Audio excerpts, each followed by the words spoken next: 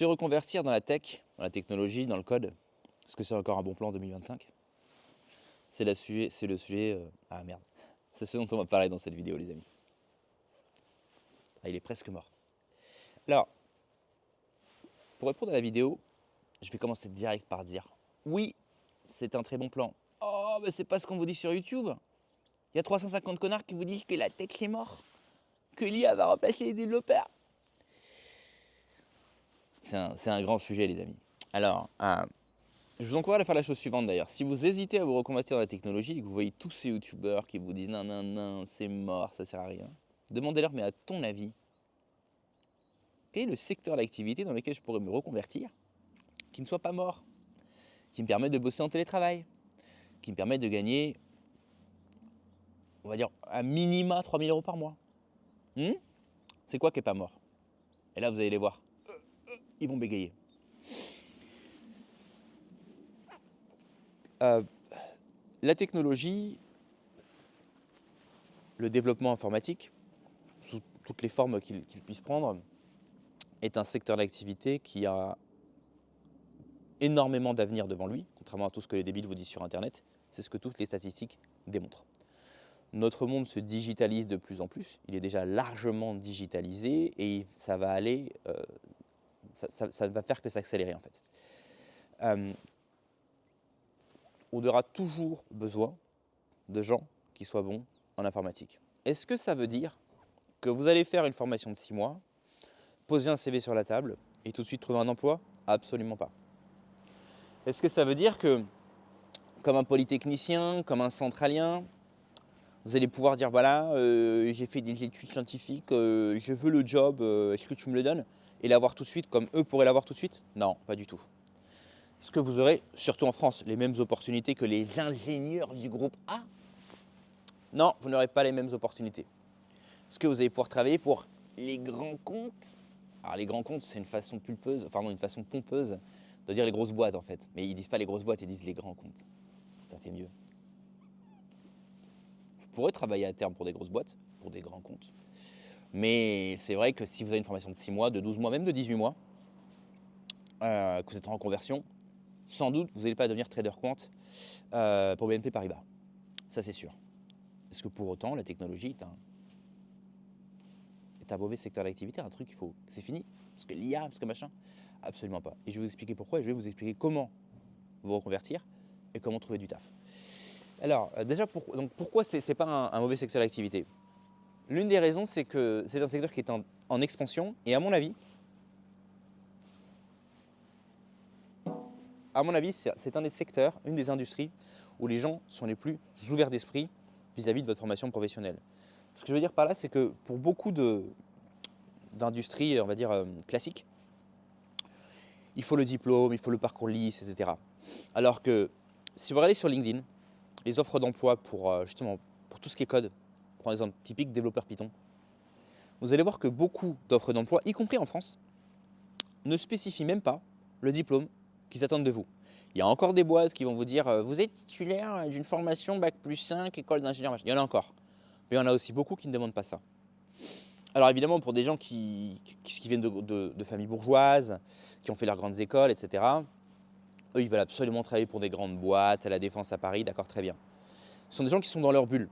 Ils ne comprennent pas que peut-être qu'il y a d'autres personnes qui ont un background socioculturel différent, qui viennent peut-être de la classe moyenne inférieure, voire du prolétariat, qui ont toute leur vie trimée dans des jobs très difficiles, je ne sais pas, dans la construction, dans l'intérim, etc., et qui seraient très contents de gagner ne serait-ce que 2 500 € par mois avec 3 jours de télétravail par semaine. Et c'est pour ça qu'ils vous disent qu'il ne faut pas y aller, c'est bouché, etc. La deuxième raison pour laquelle vous voyez toutes ces vidéos, c'est parce que c'est des vidéos qui génèrent énormément de clics. Vous savez que sur YouTube, les contenus négatifs font plus de vues que les contenus positifs. Il n'y a pas que sur YouTube. C'est pareil également dans les médias télévisés, etc. Les news négatives génèrent de la peur. La peur est l'une des émotions les plus puissantes de l'être humain. Et donc c'est pour ça qu'ils font ces vidéos-là, c'est parce que ça génère du clic. Pour ceux d'entre vous qui avaient peur de l'IA, sachez que ces vidéos n'ont pas attendu l'IA pour exister. Pendant des années et des années et des années, depuis plus de 10 ans, vous aviez par exemple ce qu'on appelle les outils no-code ou les outils low-code. et vous aviez des gens tous les jours qui faisaient des vidéos, comme quoi les développeurs allaient cesser d'exister à cause du no-code. Et maintenant, c'est évidemment avec ChatGPT, etc.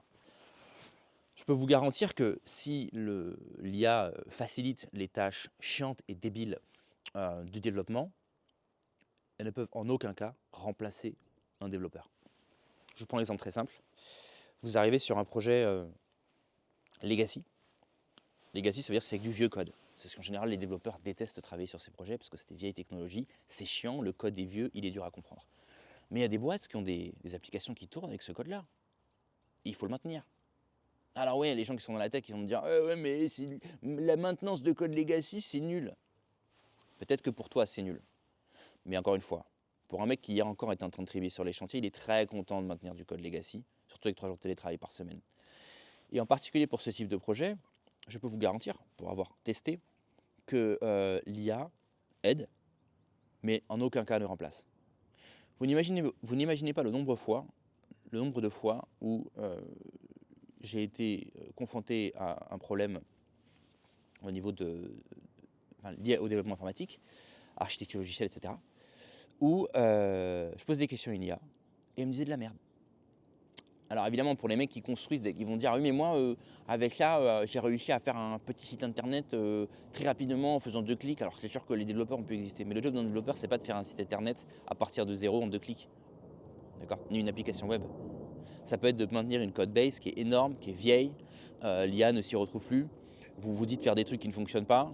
Il y a aussi un gros problème au niveau de la compréhension du contexte. Vous avez maintenant ce qu'on appelle des IDE, comme Cursor, qui sont censés comprendre la code base et qui sont censés, vous pouvez lui demander comment ça fonctionne, et elle va vous dire là en fait ça c'est là-dedans, ça c'est là, ça c'est tel endroit et ça fonctionne comme ça. Et en fait elle se trompe la moitié du temps. Le problème c'est que quand vous n'êtes pas développeur, vous ne pouvez pas savoir quand elle se trompe. Et même quand elle ne se trompe pas, des fois elle génère des solutions qui ne sont pas appropriées. Enfin bref, toutes les personnes qui, je peux vous garantir, toutes les personnes qui sont dans le développement informatique ont tous déjà largement intégré l'intelligence artificielle à leur job, et ça ne remplace pas leur job. Okay, sinon, tous les ingénieurs aujourd'hui, le matin, ils se lèveraient, ils auraient une liste de tâches à faire, ils appuieraient sur 3 boutons, ce serait fait en une demi-heure, et le reste du temps, ils se gratteraient les couilles. Et en 3 mois, ils seraient tous virés, d'accord? Ça fait maintenant 2 ans que ChatGPT existe, on a bien vu que ça ne s'est pas produit.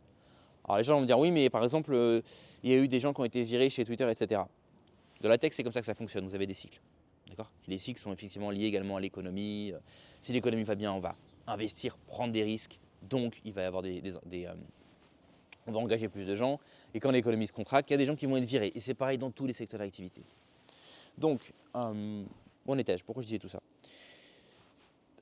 Malgré toutes ces... Je vous explique tout ça pour que vous ne soyez pas impressionnés par les sottises qu'on vous dit sur internet. Les youtubeurs qui vous font peur avec ça, d'ailleurs c'est souvent marrant parce qu'il y a des mecs qui font des vidéos, oui, les codeurs vont tous être remplacés par l'IA, et en description vous avez un lien affilié pour vous inscrire à un bootcamp pour apprendre à coder, ou une formation pour passer les interviews, etc. C'est marrant en fait, parce que le mec il dit un truc et en fait son intérêt est l'inverse de ce qu'il dit au début de vidéo. Bref. Donc c'est une des industries où les gens sont les plus ouverts d'esprit, et où vous allez être jugé bien davantage sur vos compétences que sur vos diplômes, y compris en France. Donc c'est un excellent moyen de rentrer dans une industrie. C'est une industrie qui est ouverte aux reconversions, beaucoup plus que d'autres. Allez essayer de vous reconvertir, faire une reconversion pour aller travailler en banque d'investissement, ça n'a pas le même délire. Deuxième chose, c'est évidemment un job que vous pouvez exporter très facilement. Les gens qui voulaient monter des business online, qui voulaient bosser en freelance, qui voulaient devenir des expatriés, vous pouvez bosser dans le code en France, mais aussi dans n'importe quel autre pays du monde. Évidemment, l'industrie n'est pas la même dans tous les pays. Le meilleur pays pour être développeur, ce sont les États-Unis. Mais ce que je veux dire, c'est que vous avez un panel d'offres qui est beaucoup plus grand. Déjà en Europe, vous n'avez pas que la France. Vous avez l'Allemagne, vous avez l'Espagne, vous avez l'Italie, vous avez le Royaume-Uni bien sûr. Vous avez toute l'Europe de l'Est, avec par exemple l'essor de la ville dans laquelle je suis, Cluj, est notamment lié effectivement au secteur de l'industrie, au secteur de la technologie. Vous avez des Roumains qui sont très bien formés, qui sont de la main-d'œuvre extrêmement qualifiée et encore moins cher que, même si ça se rattrape facilement, mais qui est encore moins cher que ce qu'on peut trouver effectivement en Europe de l'Ouest. Et donc il y a beaucoup de sociétés qui s'implantent ici pour ça. Et des gens qui gagnent de très beaux salaires et qui montent aussi des boîtes, des agences, etc.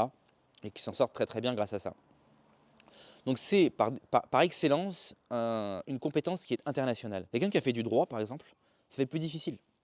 Parce que vous êtes formé au droit français, Vous voulez bosser en Espagne, vous voulez bosser aux States, vous voulez bosser en Suisse, pas toujours possible. En tout cas, c'est plus difficile. Alors que vous êtes développeur, que vous soyez, quel que soit le pays dans lequel vous êtes, vous allez pouvoir trouver du travail. Non seulement vous allez pouvoir trouver du travail, mais vous allez pouvoir trouver du travail à distance. Et oui, parce que même si par exemple en France, vous avez un secteur où, j'ai remarqué en France, le télétravail, c'est un sujet tabou, quoi. C'est vraiment la carotte, c'est « Ouh, attention, 3 jours de télétravail par semaine ». Sauf qu'il y a des pays dans lesquels le télétravail, c'est une norme. Okay, moi, je vous ai dit, en Roumanie, j'étais déjà en télétravail quand j'étais en call center. Okay, aux States, au Royaume-Uni, il y a des mecs qui bossent même plus s'ils ne sont pas en ce qu'on appelle en full remote. Full remote, c'est télétravail complet. Ils ne travaillent pas, c'est pas compliqué.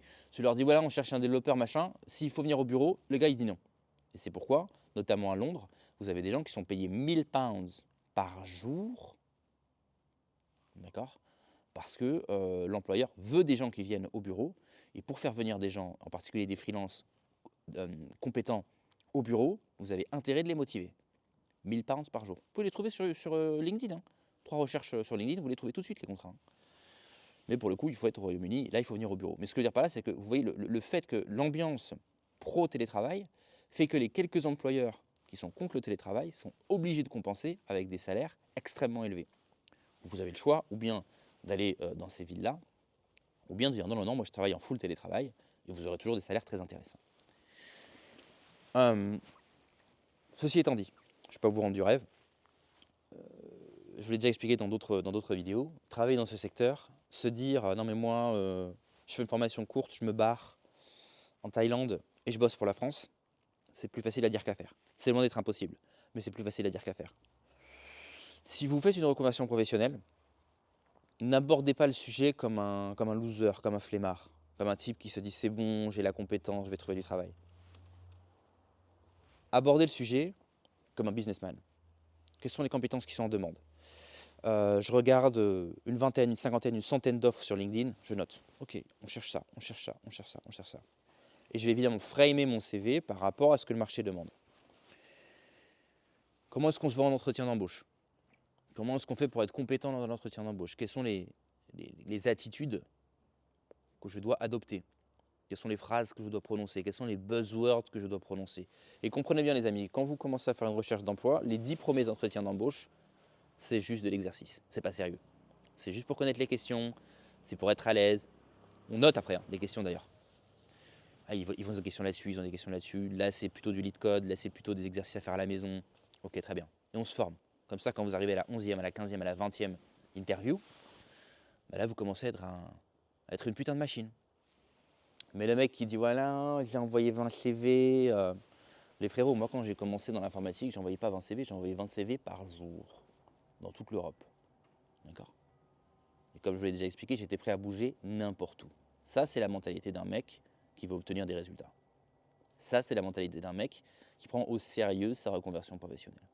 D'accord? Tu me dis, il faut bouger aux Pays-Bas, je bouge aux Pays-Bas. Il faut bouger en Allemagne, je bouge en Allemagne. Il faut bouger en France, je bouge en France. Je bouge partout. Ah oui, mais t'as dit qu'il faut s'expatrier. Ouais, mais si je trouve un taf à Paris, même à Paris, même si il faut aller au bureau, c'est chiant. Mais c'est comme ça que vous mettez un premier pied dans l'industrie. C'est comme ça que vous pouvez dire, ok, maintenant je suis plus simplement en reconversion. Maintenant je suis vraiment dans cette industrie-là. Et petit à petit, l'expérience se monte, etc. Attention, c'est une industrie aussi, il faut continuer de se former. Ce que je veux dire par là, c'est que pour quelqu'un qui a de l'énergie, qui est ambitieux, qui a une paire, qui sait se former sur les hard skills, mais aussi sur les soft skills, qui est mobile, qui est prêt à faire ce qu'il faut, c'est une industrie géniale. Et à terme, quand vous allez avoir 3 ans, 5 ans d'expérience, 7 ans d'expérience, les opportunités sont multipliées par 1000 et ça devient beaucoup plus facile à ce moment-là de négocier des contrats en full télétravail et après de faire votre propre réseau, passer en freelance et travailler depuis où vous le souhaitez. Donc, un secteur en pleine expansion, contrairement aux bêtises qu'on vous raconte. Des salaires toujours très intéressants. La capacité à s'internationaliser. La capacité à travailler depuis l'étranger. La capacité à être mobile internationalement. On peut m'expliquer un autre secteur d'activité où on peut faire ça, à part business online? Et en plus, c'est quand même une forme de barrière à l'entrée, à savoir que tout le monde n'est pas fait pour ça. Il y a des gens qui détestent le développement parce que c'est... et surtout en France, alors en France, ça c'est pareil, encore un autre sujet. En France, contrairement à tous les autres pays du monde, le développement informatique est vu comme un sale boulot. Parce que les gens qui sont les vrais ingénieurs, eux, ils pensent. Ils font pas le code. Ça, c'est pour les... Mais comprenez, les amis, qu'il y a des gens qui font du code et qui sont payés 1000 pounds la journée. D'accord? En France, on vous dit, non, il faut passer dans le management, il ne faut pas rester là. Quel mindset bizarre. Faites attention, après, vraiment, ceux qui réfléchissaient à faire ce type de reconversion, je ne vous vends pas du rêve. Il va falloir bosser dur, surtout pour avoir votre premier job. Mais attention aux bêtises que vous mettez sur Internet et attention au mindset toxique à la française. On va vous dire non, il faut le diplôme. Et on va vous dire qu'en fait, le développement, c'est pas bien parce que les vrais ingénieurs, ils deviennent managers, etc. Enfin, ce sont des sottises. Il y a des gens à Londres, je répète encore, qui sont payés 1000 pounds la journée pour faire du code. Et ils font du code. D'accord? Ils ne sont pas forcément tech lead, ils ne sont pas forcément CTO, ils font du code. Garde bien ça en tête. Donc, ceux qui réfléchissaient à se reconvertir là-dedans, très bon plan. Attention, il faut avoir une affinité avec le domaine. Si vous ne savez pas vous former par vous-même, si vous ne savez pas vous former en continu, si ce n'est pas un truc que vous aimez faire, si vous n'êtes pas capable de savoir vous vendre en entretien, si vous pensez que vous allez juste avoir une certification, un diplôme ou une attestation de réussite et que vous allez simplement foutre ça sur un bureau pendant l'entretien et que c'est bon, vous allez avoir le job, non. Si vous pensez que vous allez pouvoir dégager à l'autre bout du monde et directement travailler pour les États-Unis et gagner des salaires mirobolants, non. Mais pour ceux d'entre vous qui vous sortez les doigts, je ne vois pas quelle industrie a plus de potentiel, surtout pour une reconversion professionnelle, que cette industrie-là. Rappelez-vous les 5 points que je viens de vous dire. On fait attention aux bêtises qu'il y a sur Internet, les amis, pour des conseils qui ne sont pas basés sur la peur, qui ne sont pas basés sur qui ne vous racontent pas des bêtises pour faire des clics, des vrais conseils pour vraiment vous en sortir professionnellement, dans le business. Pour changer votre mindset, c'est très important. Et pour s'expatrier, vous savez où aller, dans la description, dans le lounge. Et si vous avez des questions, pareil, ça me fera plaisir d'y répondre. À la prochaine sur Empire Digital.